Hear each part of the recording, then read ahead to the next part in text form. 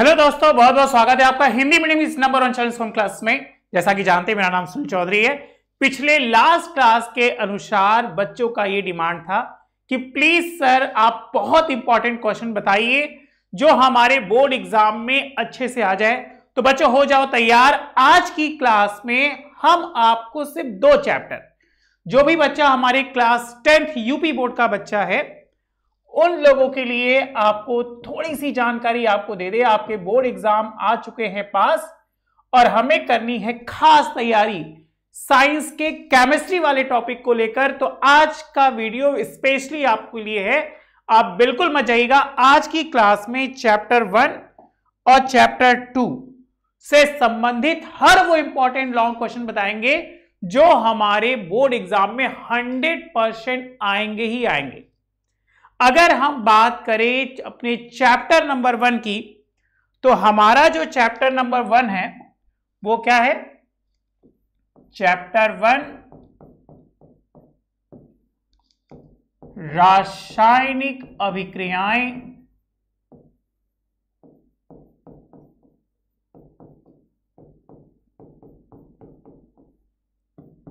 एवं समीकरण। तो बेटा आप कॉपी पेन निकाल लीजिए। अगर कोई डाउट है तो मुझे जरूर बताइएगा। आज की क्लास में हम बात करेंगे अपने क्वेश्चन नंबर 1 से, जो लॉन्ग क्वेश्चन है हमारा। सबसे पहला क्वेश्चन यही है, रासायनिक अभिक्रिया क्या है? रासायनिक अभिक्रिया क्या है? आपको बता दें, ये 2 से 3 अंक में क्वेश्चन पूछे जाते हैं। अगर हम बात करें रासायनिक अभिक्रिया की, तो हमें याद रखना है हर वो परिवर्तन जो उत्पाद बनाते हैं। कब बनाते हैं? अभिकारक से उत्पादों का निर्माण होता है। उन सभी अभिक्रियाओं जो संपन्न होती है उन्हें ही रासायनिक अभिक्रिया के नाम से जाना जाता है। मतलब नया आने वाला जो परिवर्तन है, देखिए कहा क्या गया, रासायनिक अभिक्रिया। तो किसी भी रासायनिक अभिक्रिया में अभिकारकों के द्वारा नए गुणधर्मों के निर्माण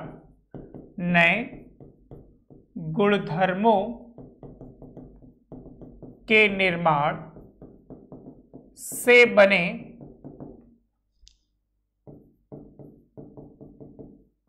यौगिक उत्पाद बनते हैं। ये रासायनिक अभिक्रिया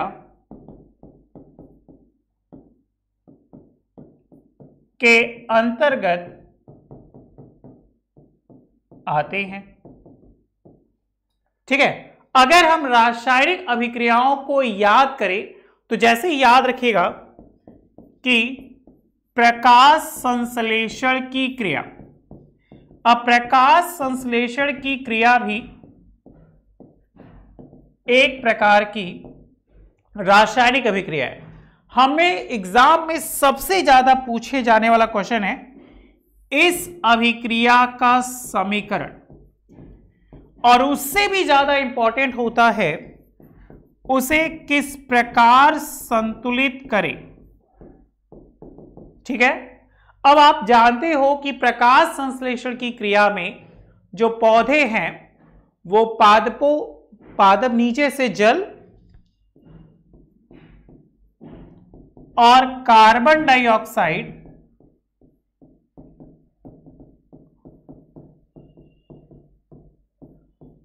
ठीक है, जल और कार्बन डाइऑक्साइड, ऊपर से क्लोरोफिल, और क्लोरोफिल के साथ साथ सूर्य का प्रकाश,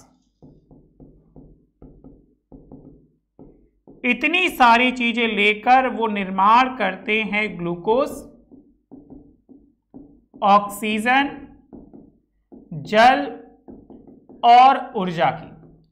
तो ये हमारा क्या हो गया? ये हो गया हमारा रासायनिक संश्लेषण की अभिक्रिया। लेकिन हम लोग के बोर्ड एग्जाम में पूछा जाता है इसको संतुलित कैसे करें। तो संतुलित करने के लिए बच्चों आप क्या करिए, यहां पे इसका फॉर्मूला लिखिए। जैसे जल का formula H2O, carbon dioxide CO2, ऊपर क्या था क्लोरोफिल, तो क्लोरोफिल ही रान दो, ये उत्प्रेरक है। नीचे क्या था सूर्य का प्रकाश, तो वो भी रान दो। ग्लूकोज C6H12O6, ऑक्सीजन O2, जल H2O, और याद रखिएगा 38 ATP। और हम जानते हैं हमारे बच्चे ATP का फुल फॉर्म जानते हैं, तो जल्दी से बताइए बेटा ATP का फुल फॉर्म क्या होगा। देखिए किसको किसको याद है। ठीक है, बैलेंस करने के लिए हमें काउंट करना होगा। यहां हाइड्रोजन है 12, यहां है 2, तो सबसे पहला काम करिए, अब सीधे 12 से ही गुणा कर दीजिए। तो 12 से गुणा करते ही ये हो गया 24।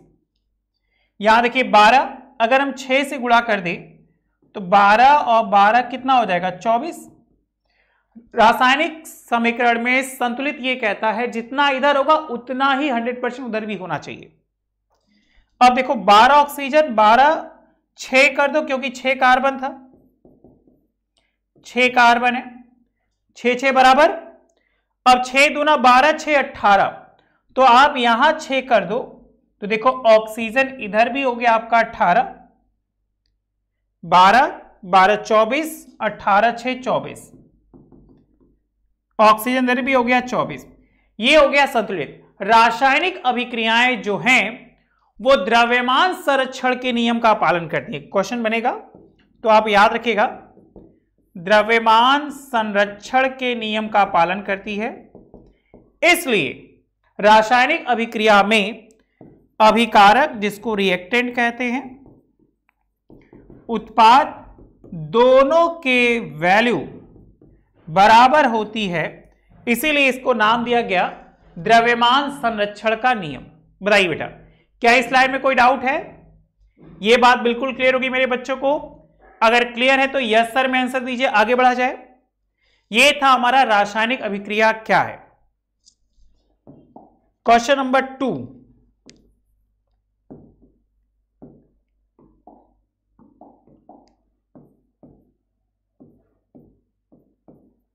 रासायनिक अभिक्रिया के प्रकार बताइए। मतलब आपके पास रासायनिक अभिक्रिया कितने प्रकार की है उसके बारे में हम लोग को क्या करना है, बताना है।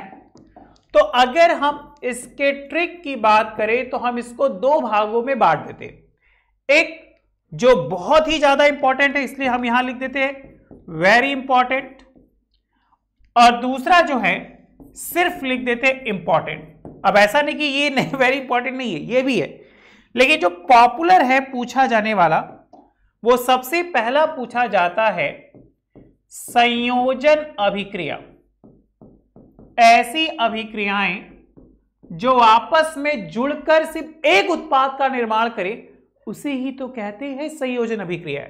मतलब A+B तीर का निशान C, इजी। दूसरा वियोजन। अब बेटा चाहे वियोजन कहो चाहे अपघटन कहो, दोनों का आंसर लगभग एक जैसा होगा।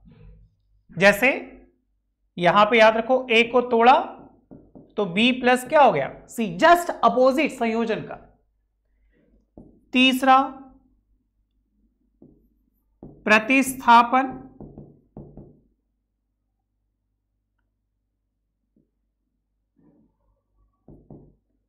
ऐसी अभिक्रियाएं मतलब जो अधिक क्रियाशील जो है कम क्रियाशील को क्या कर देती, विस्थापित कर देती है। जैसे A+BC, तो A वाला यहां आ जाएगा तो ये हो जाएगा AC+B।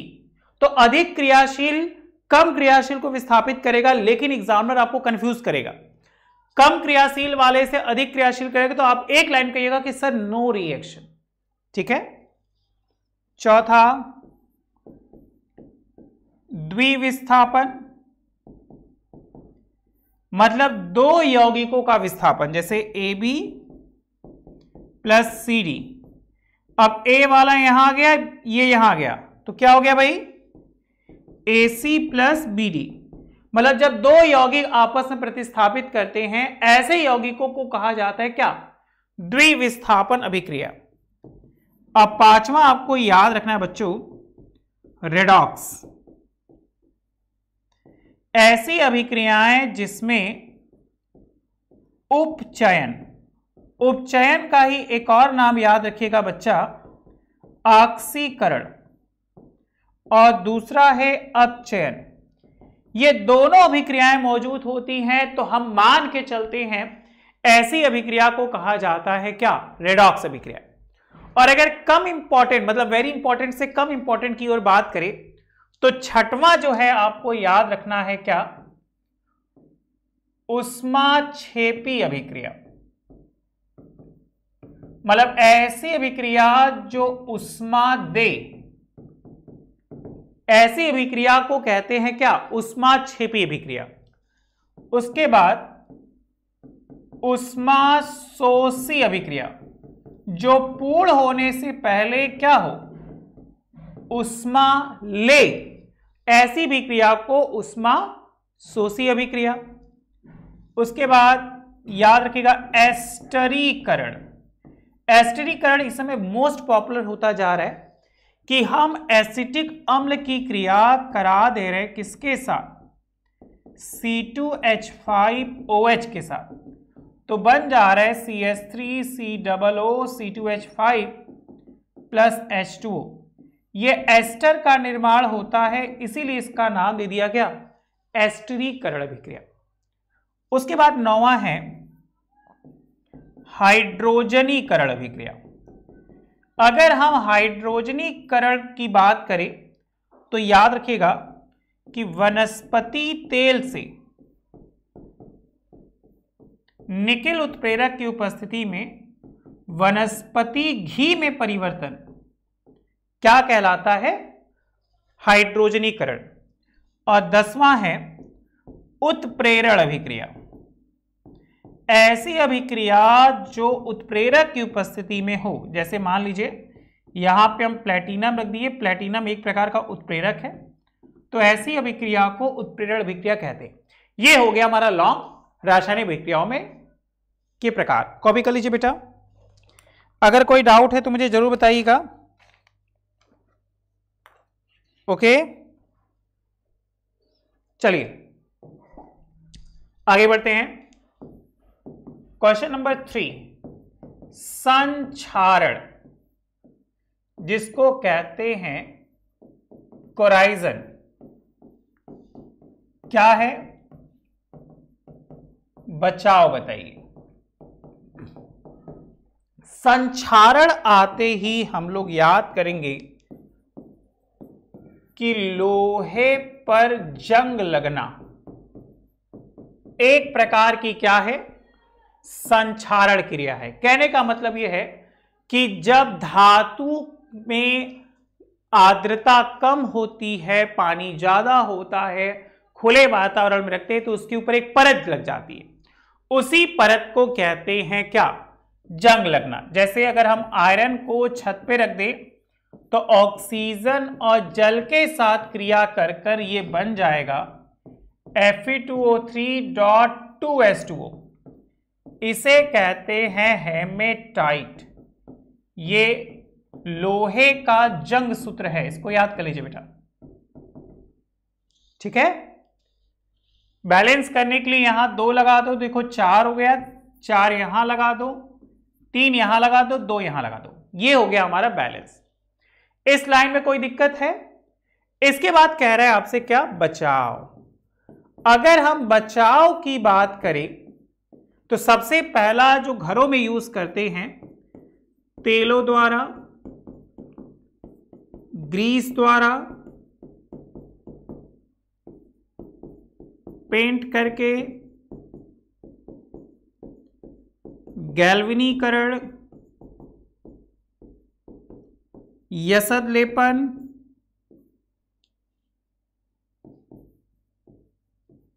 विद्युत लेपन आदि, इन सभी प्रक्रियाओं के द्वारा हम क्या कर सकते हैं, बचा सकते हैं। बताइए बेटा, क्वेश्चन नंबर 3 भी क्लियर है? अगर आपको कोई डाउट हो रहा है तो आप पूछिए हमसे, और नहीं तो स्क्रीनशॉट खींच के रख लीजिए। आइए क्वेश्चन नंबर 4 चला जाए। इसका क्या है? विकृत गंधिता,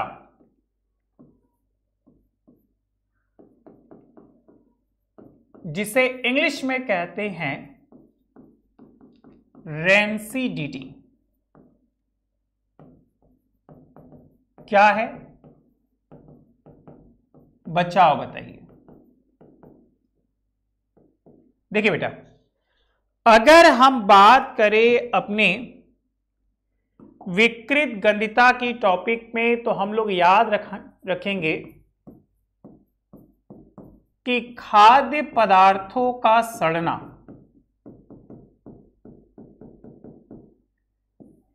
ये एक प्रकार की क्या है, क्रिया।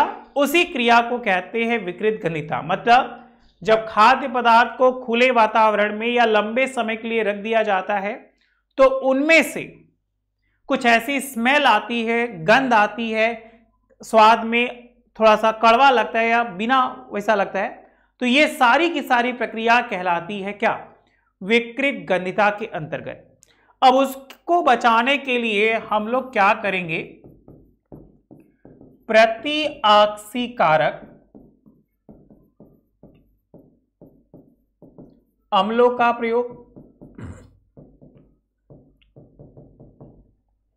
या तो आप क्या करिए बचाने के लिए, याद रखिए नाइट्रोजन गैस का प्रयोग करते हैं।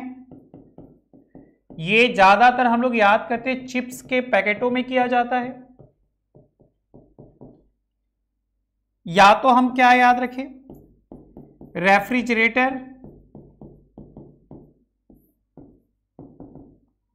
है ना, या ठंडे वातावरण में। एक और रखिए, दूध को बचाने के लिए हम लोग क्या करते हैं, बेकिंग सोडा का प्रयोग करते हैं। तो इतनी सारी प्रक्रिया द्वारा हम बचा सकते हैं विकृत गंधिता से। बताइए बेटा, इस लाइन में किसी कोई डाउट है? अगर क्लियर है तो आप यस सर में आंसर दीजिए। अगर कोई डाउट है तो मुझे बताइए जरूर।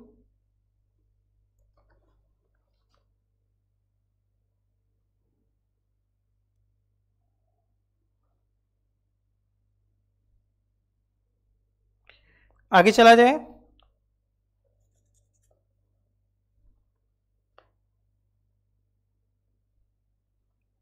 बहुत अच्छे, चलिए आते हम लोग सेकंड चैप्टर पे, और चैप्टर नंबर 2 है हमारा अम्ल, क्षार एवं लवण। तो लॉन्ग क्वेश्चन सबसे पहला बनता है, उदासीनीकरण क्या है?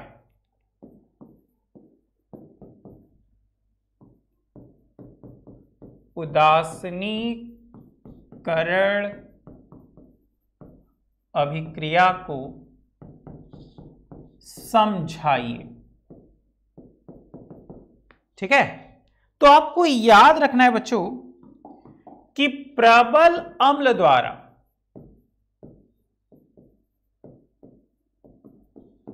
किससे, प्रबल क्षारों से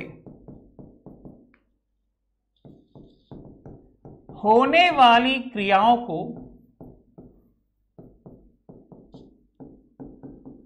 उदासीनीकरण अभिक्रिया कहलाती है।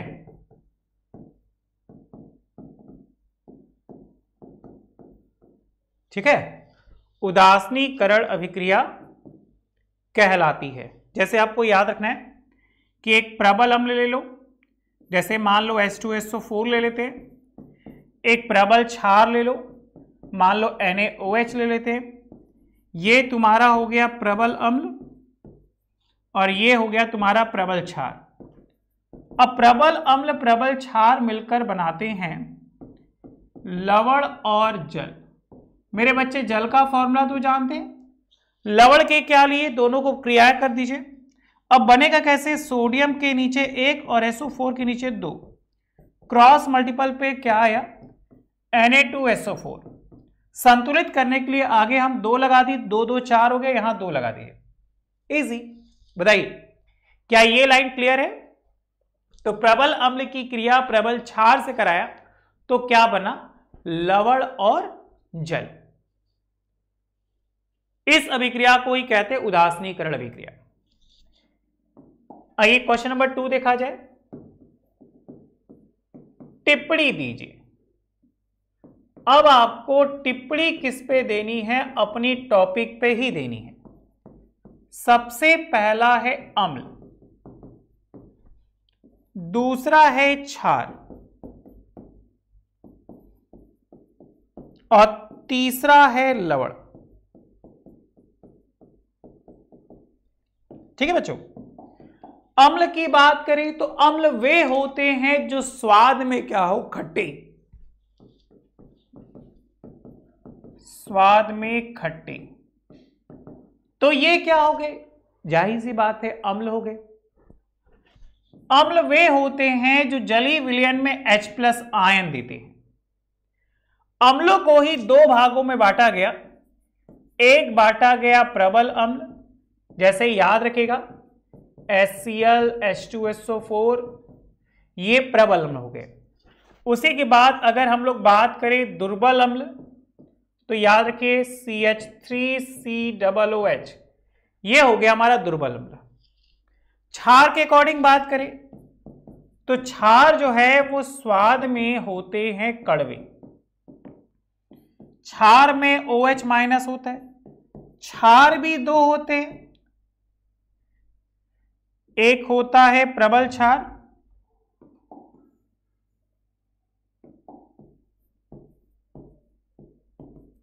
एक होता है दुर्बल क्षार।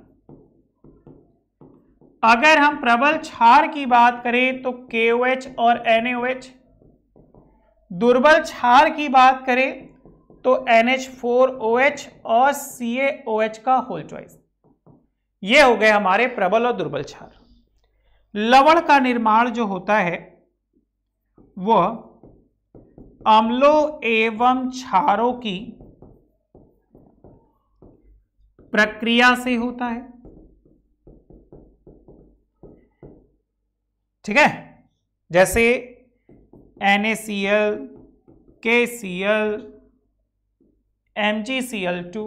बताइए बेटा, यहां तक कोई प्रॉब्लम है? क्वेश्चन नंबर 3 तक आगे बढ़े, चलिए क्वेश्चन नंबर नेक्स्ट। लवणों के प्रकार उदाहरण सहित बताइए। अगर हम लवणों को ध्यान दें तो कहा गया कि जो लवण है 6 प्रकार के होते हैं। क्वेश्चन बनेगा ना, कितने प्रकार के हैं? तो 6 प्रकार के। कौन कौन से? याद रखिए, सामान्य लवण जैसे KCl, NaCl। अम्लीय लवण, बीच में क्या हो, H आ जाए। क्षारीय लवण, बीच में क्या हो, KOH आ जाए। द्विक लवण, सबसे पॉपुलर याद रखिएगा फिटकरी। क्या कोई मुझे फिटकरी का फॉर्मूला बता सकता है? ये आपका क्लास वर्क है, बताइए बेटा फिटकरी का क्या फॉर्मूला होगा।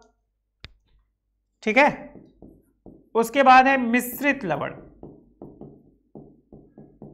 क्या, NaKPO4।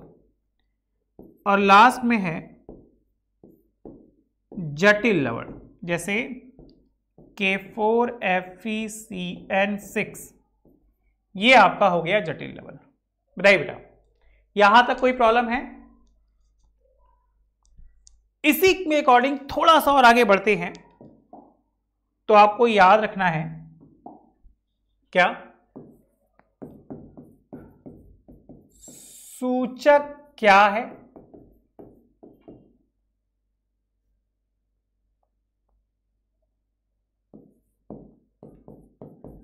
पीएच पैमाना क्या है?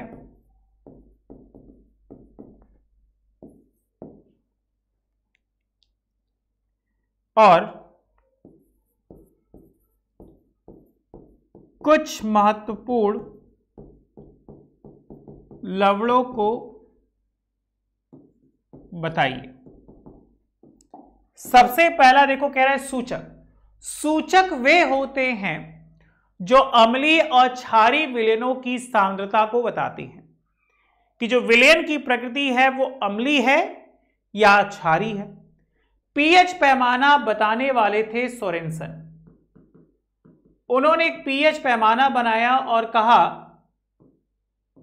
कि अगर पीएच का मान 7 से कम आए तो अम्लीय है, 7 से ज्यादा आए तो क्षारीय है, 7 आए तो उदासीन।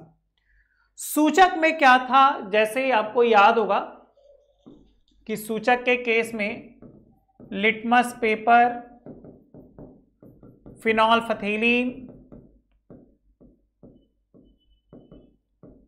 ये सभी सूचक होते थे जो अम्लीय और क्षारीय विलयनों में सांद्रता को बताते हैं।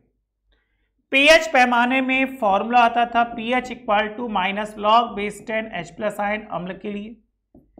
क्षार के लिए POH बराबर pH माइनस 14 या pH प्लस POH बराबर 14। एक और याद रखिएगा, POH बराबर minus log base 10 OH minus. बताइए बेटा, महत्वपूर्ण लवण की बात होगी तो आपको याद आएगा महत्वपूर्ण लवण में सबसे ज्यादा जो पूछे जाने वाला है वो है विरंजक चूर्ण, दूसरा बेकिंग सोडा, तीसरा पीओपी। सबसे ज्यादा पूछा जाता है बनाने की विधि, इनके गुणधर्म कैसे भाई, भौतिक और रासायनिक, और तीसरा है उनको क्यों बनाएं। अगर दोनों चैप्टर के इन लॉन्ग क्वेश्चन को आप देख लेंगे तो 100% बता रहे हैं कि इस 2 चैप्टर आपके अच्छे से तैयार हो जाएंगे, जो कि आज का टारगेट है। ठीक है, आइए हम शुरू से बात करें। आज की क्लास में सिर्फ 2 चैप्टर की बात हो रही थी, क्वेश्चन नंबर 1, क्वेश्चन नंबर 2। अगर क्वेश्चन नंबर 1 की बात करें तो क्वेश्चन नंबर चैप्टर 1 है हमारा रासायनिक अभिक्रिया और समीकरण। सबसे ज्यादा हम लोग को जो प्रॉब्लम होती है वो अभिक्रिया बनाने में और समीकरण को संतुलित करने में। उम्मीद करते आज की क्लास में वो चीज हो गई होगी क्लियर। उसके बाद कितने प्रकार होते हैं, तो बहुत सारे प्रकार हैं, उनमें से 10 हम आपको बता दिए। आप उन 10 को याद कर लीजिए। तीसरा पूछा था संक्षारण। लोहे में जंग लगना एक संक्षारण प्रक्रिया है जिससे लोहा धीरे धीरे खराब हो जाता है। बचाने के लिए हम इन विधियों का प्रयोग करेंगे।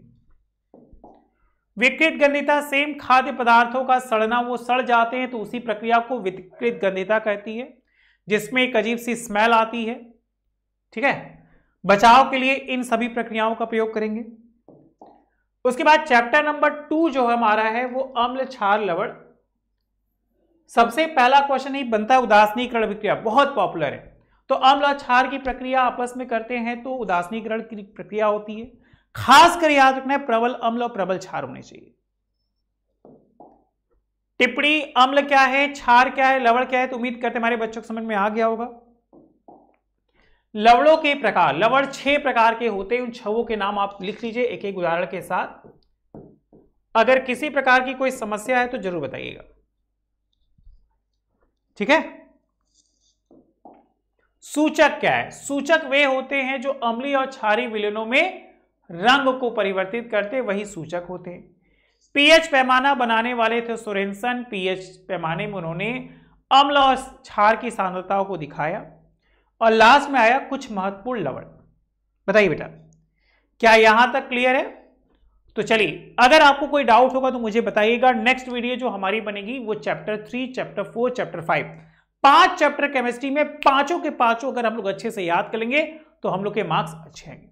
तो चलिए आज के इतना ही। Thank you so much, bye bye. घर पर रहिए, स्वस्थ रहिए, मस्त रहिए, बाय बाय।